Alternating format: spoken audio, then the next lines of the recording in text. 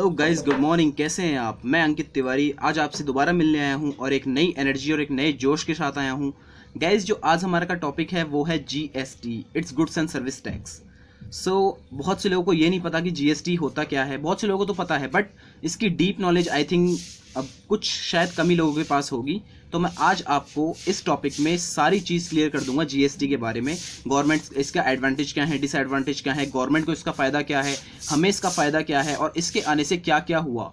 So guys, ये presentation मेरे द्वारा बनाई गई है, अंकित तिवारी के द्वारा बनाई गई है और होप करता हूँ कि आपको अच्छी लगेगी। अगर आपको अच्छी लगे प्लीज़ सब्सक्राइब करना, लाइक करना, शेयर करना, कमेंट करना। So guides, let's do it.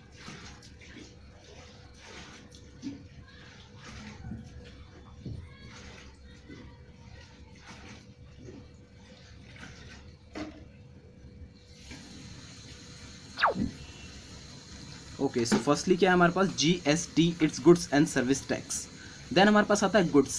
Goods क्या होते हैं हमारे पास? Goods things which we can touch और सी। गुड्स वो होते हैं जिसे हम छू सकते हैं और जिसे हम देख सकते हैं। देन एग्जाम्पल हमारे पास क्या हो जाएगा? मोबाइल फ़ोन, क्लोथ्स एक्सेट्रा, जिसे हम टच कर सकते हैं, जिसे हम छू सकते हैं। देन हमारे पास आता है सर्विसेज। सर्विसेज क्या होती हैं? Those things which we can't touch और सी। ऐसी चीज़ें जिसे हम टच और देख नहीं सकते। एग्जाम्पल क्या है हमारे पास? Eating in restaurant. हम रेस्टोरेंट में खाना खाते हैं तो उसे हम देख और टच नहीं कर सकते इन सर्विसेज को। देन हमारे पास आता है tax. What is tax? Tax हमारे पास क्या होता है? तो इसका सोल्यूशन है tax are those which we have to pay to the government. Tax वो होते हैं जो हमें गवर्नमेंट को पे करना पड़ता है। And government it is the largest revenue income for the government. ये लार्जेस्ट रिवेन्यू इनकम होती है गवर्नमेंट के लिए। Then government use this tax for public welfare. Government इस टैक्स को पब्लिक वेलफेयर के लिए यूज करती है। देन हमारे पास आता है टाइप्स ऑफ टैक्सेस। मेनली हमारे पास दो टाइप के टैक्सेस होते हैं, डायरेक्ट टैक्स और होते हैं हमारे पास इनडायरेक्ट टैक्स। डायरेक्ट टैक्स में हमारे पास क्या होते हैं? इनकम टैक्स आता है हमारे पास, जो हम डायरेक्टली गवर्नमेंट को पे करते हैं।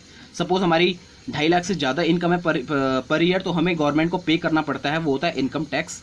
वो होता है हमारा डायरेक्ट टैक्स। और इनडायरेक्ट टैक्स में हमारे पास क्या आता है? Sales tax, entertainment tax, service custom duty and excise duty. ये सब हमारे आते हैं इनडायरेक्ट टैक्सेस में।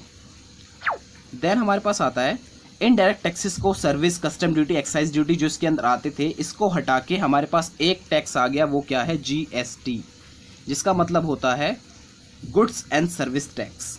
ओके। देन हमारे पास आता है types of GST. How many types of GST? GST के कितने टाइप्स होते हैं? तो जीएसटी के कितने टाइप्स होते हैं? जीएसटी के 3 टाइप्स होते हैं। फर्स्ट हमारे पास टाइप्स होता है सीजीएसटी, इट्स सीजीएसटी। देन हमारे पास होता है एसजीएसटी। देन हमारे पास होता है आईजीएसटी। सीजीएसटी का मतलब होता है central goods and service tax. Okay, central goods and service tax CGST का मतलब होता है। देन एसजीएसटी का मतलब होता है state goods and service tax. Then हमारे पास आईजीएसटी का मतलब होता है integrated goods and service tax. Okay, तो हमारे पास 3 टाइप्स के जीएसटी होते हैं, सीजीएसटी, एसजीएसटी, आईजीएसटी। सीजीएसटी का मतलब होता है central goods and service tax. SGST का मतलब होता है state goods and service tax. IGST का मतलब होता है integrated goods and service tax.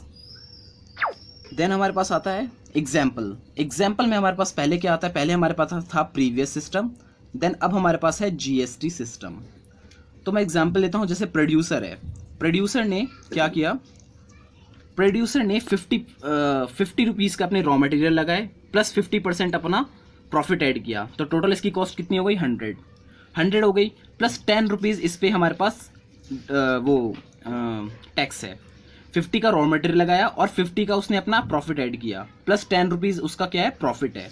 मतलब 100 रुपीज़ पे 10% उसका प्रॉफिट है, तो 10 रुपीज़ इसका प्रॉफिट हो गया। टोटल कॉस्ट हो गई हमारे पास 110। देन हमारे पास आता है होलसेलर। होलसेलर ने क्या किया? 110 की उसको कॉस्ट पड़ी। देन 110 की कॉस्ट पड़ने के बाद उसने अपना 10 रुपये प्रॉफिट ऐड किया, जिसकी टोटल कॉस्ट हो गई 120। 120 कॉस्ट में उसने 10% से अपना प्रॉफिट ऐड किया, जिसकी 10% से उसने टैक्स दिया, तो 120 प्लस 12 हो गया 132। 132 रुपीज़ इसकी टोटल कॉस्ट हो गई। देन हमारे पास आता है रिटेलर। रिटेलर को उसको कितना का पड़ेगा? 132 रुपीज़ का। रिटेलर को इसकी कॉस्ट कितनी पड़ेगी? 132 रुपीज़ की, प्लस 10% वो देगा उसको 10% वो टैक्स पे करेगा, जो कि इसकी टोटल कॉस्ट कितनी हो गई 142। अब 142 में से वो 10% वो टैक्स पे करेगा 14.2, और 14.2 को हम 142 में ऐड करेंगे, दैट इज इक्वल टू 156.2। तो टोटल ये कंज्यूमर को कितने का पड़ेगा 156.2 रुपीज़ का।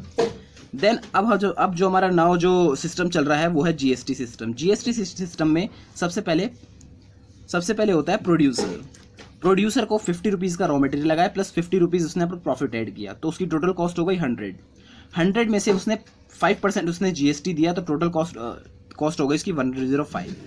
देन आता है हमारे पास होलसेलर ने क्या किया 105 की उसे कॉस्ट पड़ी, प्लस उसने 10 रुपीज़ प्रॉफिट ऐड किया, तो उसकी टोटल कॉस्ट हो गई 115 मतलब 115, प्लस उसने 10 रुपीज़ पे 10% से जीएसटी दिया, जो कि 1 रुपये हो गए, तो 115 प्लस 116 रुपीज़ हो गई कॉस्ट।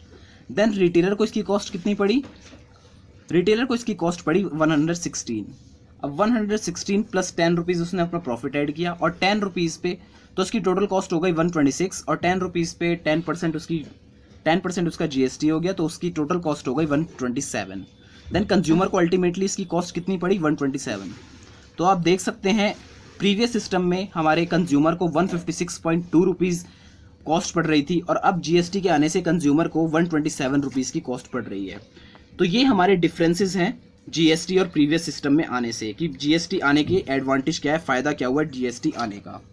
ओके गाइज, तो आगे बढ़ते हैं हम।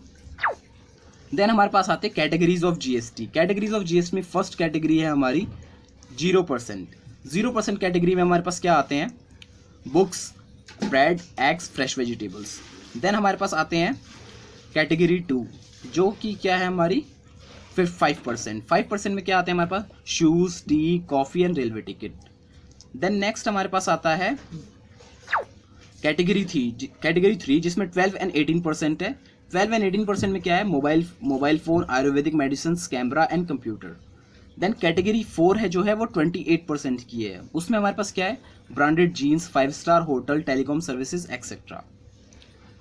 Then GST, goods and service tax में हमारे पास क्या होता है, 1 country, then 1 tax, then 1 market. GST आने से क्या हुआ, हमारे पास 1 कंट्री, 1 टैक्स एंड 1 मार्केट हो गया, जो कि बहुत बड़ी बात है हमारी इंडिया लेवल के लिए। देन हमारे पास आते हैं advantage of GST. First advantage हमारे पास जीएसटी का क्या है, GST is an important tool which stop the black marketing. GST एक इंपॉर्टेंट टूल है जो कि ब्लैक मार्केटिंग को स्टॉप करता है। ओके, देन हमारे पास है after GST both sales and purchase transaction detail stored in a government record. After GST आने के बाद हमारे पास सेल्स और परचेज ट्रांजैक्शन गवर्नमेंट के रिकॉर्ड में आ गए, जिससे कि हमारे ब्लैक मार्केटिंग कम हो सकती है। देन हमारे पास है financial position of different state will be much stronger, all the unnecessary expenses will be stop after applying GST. जो फाइनेंशियल पोजीशन हमारे डिफरेंट स्टेट्स की वो ज़्यादा स्ट्रॉन्ग होगी, बिकॉज अननेसेसरी एक्सपेंसेस जीएसटी के बाद स्टॉप हो जाएंगे। देन हमारे पास आता है the consumer will not have to pay more for any goods और service at the hidden tax, all are removed in the GST.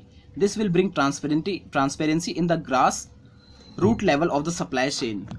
पहले हमारा जो प्रीवियस सिस्टम था उसमें वैट देना पड़ता था, सीएसटी देना पड़ता था, बहुत सारे टैक्स देने पड़ते थे, बट जीएसटी ने इन सबको रिमूव कर दिया। कस्टमर के ऊपर बस एक ही बर्डन होता है, ज़्यादा बर्डन नहीं आता उन्हें टैक्स देने पर, तो कस्टमर ओनली जीएसटी पे करेंगे, जो कि बहुत बड़ा एडवांटेज है कस्टमर के लिए। देन हमारे पास अनदर बेनिफिट क्या है, inter estate business will be cheaper. Inter estate business का मतलब ये होता है जब हम एक स्टेट से दूसरे स्टेट में बिजनेस करते हैं उसे हम कहते हैं इंटर स्टेट बिजनेस, वो बहुत सस्ता हो जाएगा। देन हमारे पास आता है GST will bring transparency in the tax system. GST है वो ट्रांसपेरेंसी लाएगा टैक्स सिस्टम में। ट्रांसपेरेंसी का मतलब होता है कि वो बहुत ही अच्छा और एडवांटेज लाएगा हमारे टैक्स सिस्टम में। देन हमारे पास आते हैं disadvantage of GST. So first point है GST will be implemented during the middle of the year. तो ये सबसे बड़ा डिसएडवांटेज जीएसटी का कि मिडिल ऑफ द ईयर मतलब जुलाई में, साल के बीचों बीच में जीएसटी आया था। उससे क्या हुआ, the tentativeness GST implementation date is 1 July 2017। So far, the fiscal year 2017-18 business will follow the old tax structure for the first 3 months and GST for the rest of the time. It is possible to cross over from one tax structure to the other.